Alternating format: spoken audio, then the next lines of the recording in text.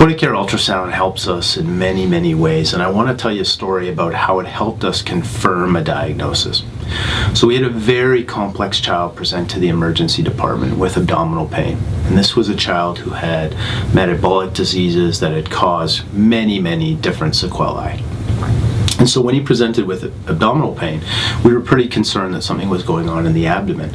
But the differential was incredibly broad. So we did typical blood work to look for metabolic changes. We did some imaging with ultrasound of the abdomen and saw some fluid. But it wasn't until we took a look at his cardiac function and we saw that we were able to compare what we were seeing in real time, to prior echo reports that we recognized that he was actually in cardiac failure, worsening cardiac failure. So all of a sudden this patient that was incredibly complex, because the tool we had at the bedside became much more clear in terms of what the diagnosis was, what the acute diagnosis was, on top of all these chronic problems.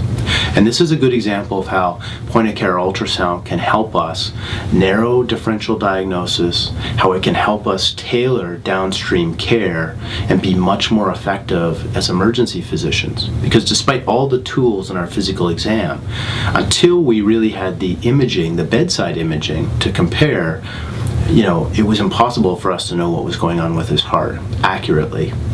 And I think the key is that we could do this at the bedside in the emergency department so that we were able to do it in a timely fashion, and we were able to make emergency style decisions quickly in order to tailor the care.